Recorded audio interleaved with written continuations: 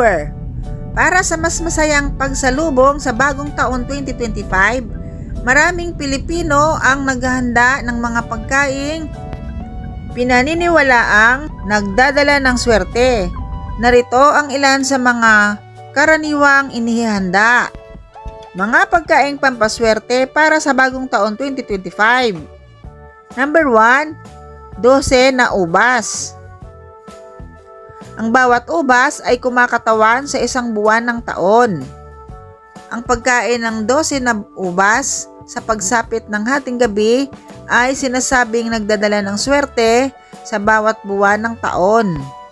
Ang pagkain ng 12 na ubas sa bagong taon ay isang tradisyon na nagmula sa Espanya at unti-unting nakilala at na-adapt ng mga Pilipino. Narito ang mga dahilan kung bakit itinuturing na maswerte ang ubas sa bagong taon. 12 piraso na ubas, 12 na buwan. Ang bawat ubas ay kumakatawan sa isang buwan ng taon. Sa pamamagitan ng pagkain ng 12 na ubas, habang tumutunog ang 12 kumpas ng orasan, sinasabing nagdadala ito ng swerte sa bawat buwan ng darating na taon. Simbolo ng kasaganaan. Ang ubas ay nauugnay rin sa abundance at fertility sa maraming kultura. Ito ay simbolo ng masaganang ani at pagpaparami. Kaya naman, ang pagkain nito sa bagong taon ay sinasabing nagdadala ng kasaganaan sa buhay ng isang tao. Positibo ang pag-iisip. Ang pagkain ng ubas habang naghahangad ng mga magagandang bagay sa darating na taon ay nagpapalakas ng positibong pag-iisip. Ito ay isang paraan upang magkaroon ng mas masayang pananaw sa buhay.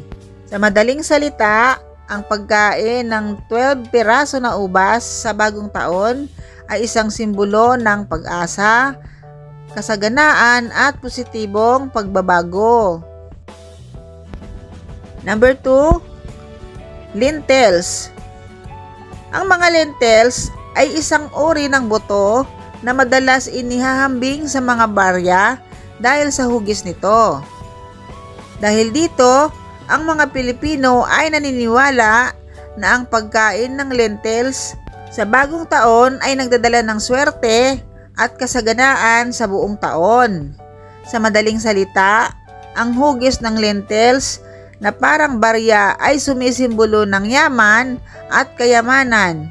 Kaya naman, ang pagkain nito sa pagsalubong ng bagong taon ay isang paraan upang mag-imbita ng masaganang buhay sa darating na buwan. Number 3, pansit. Ang mahabang noodles ay kumakatawan sa mahabang buhay. Ang pansit ay isang staple food sa Pilipinas at madalas na inihahain sa mga espesyal na okasyon, lalo na sa pagdiriwang ng bagong taon. Naniniwala ang mga Pilipino na ang pagkain ng pansit ay nagdadala ng mahabang buhay at swerte. Narito ang mga dahilan kung bakit.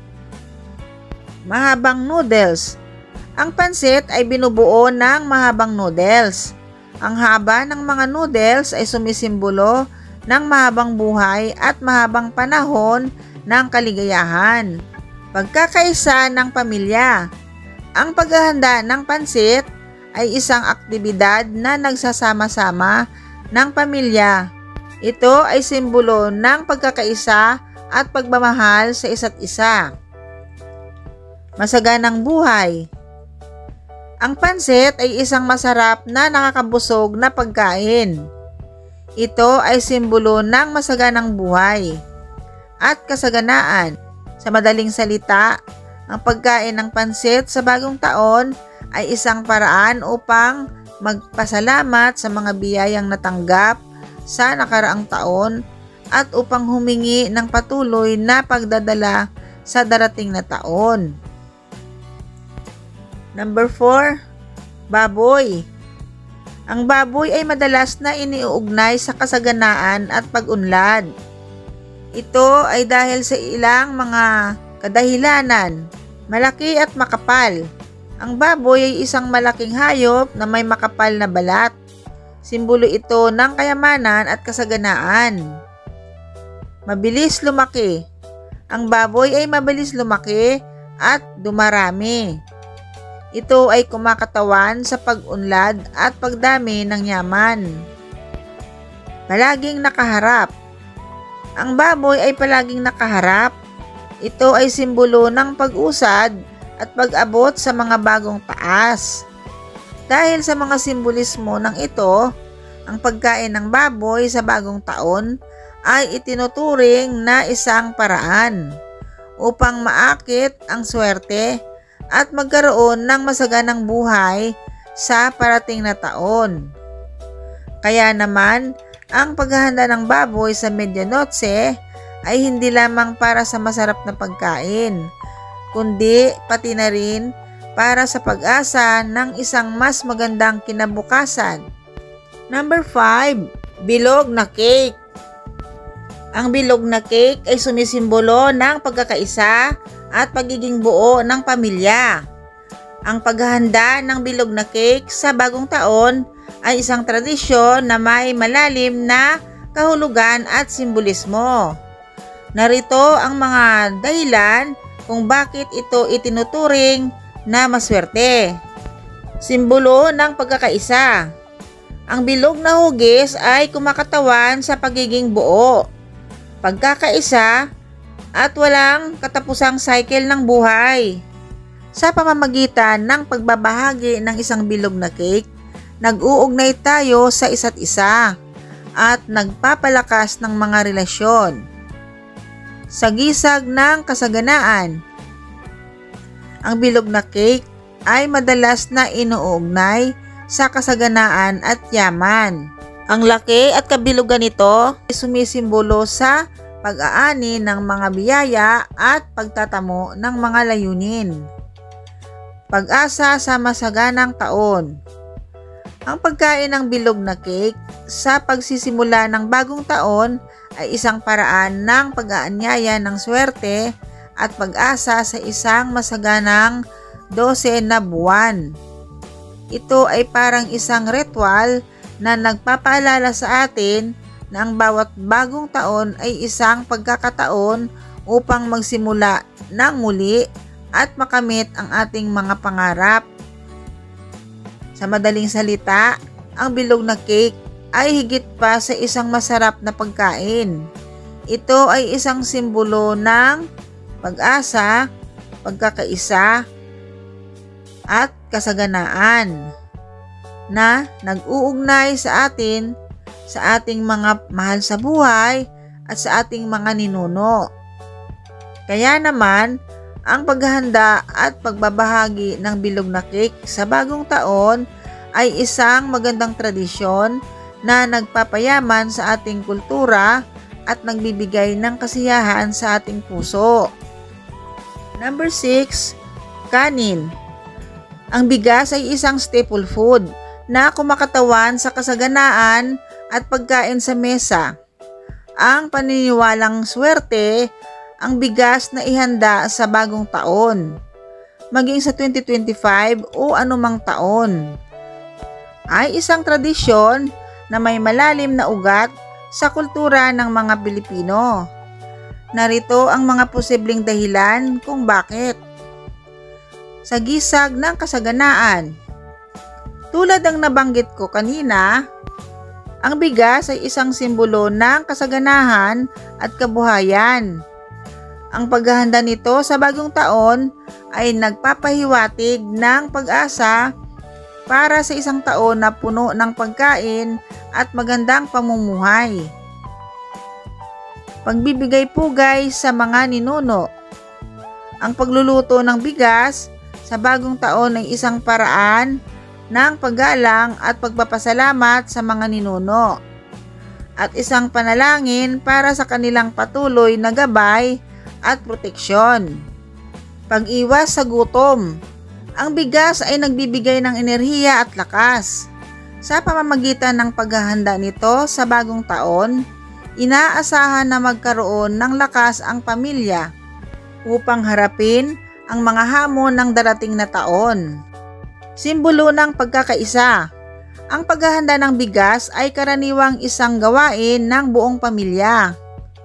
Ito ay nagpapalakas ng kanilang pagkakaisa at pagmamahalan. Pamahiin. May mga pamahiin na nagsasabi na ang bigas ay nagdadala ng swerte at kayamanan. Ang pagkain nito sa bagong taon ay isang paraan ng pag-akit ng mga positibong enerhiya. Tandaan, ang paniniwalang ito ay hindi lamang para sa taong 2025, kundi sa bawat pagsalubong ng bagong taon. Ito ay isang tradisyon na nagpapatuloy mula sa mga nakaraang henerasyon. Number 7, isda. Ang paghahanda ng isda sa bagong taon ay isang pangkaraniwang tradisyon sa maraming kultura, kabilang na ang mga Pilipino. Ang isda ay simbolo ng kasaganaan at pag-unlad. Narito ang mga dahilan kung bakit. Paglangoy paitaas. Ang isda ay lumalangoy paitaas sa tubig na sumisimbolo ng pag-asenso at pag-abot sa mga bagong taas. Ito ay kumakatawan sa pag-abot ng mga bagong tagumpay at pag-unlad sa buhay. Abundance o kasaganaan. Ang isda ay kumakatawan sa kasaganaan ng buhay. Ang pagkain nito sa bagong taon ay nagpapahiwatig ng pag-asa na magkakaroon ng masaganang buhay sa darating na taon. Kayamanan. Sa kultura, ang isda ay nauugnay sa kayamanan.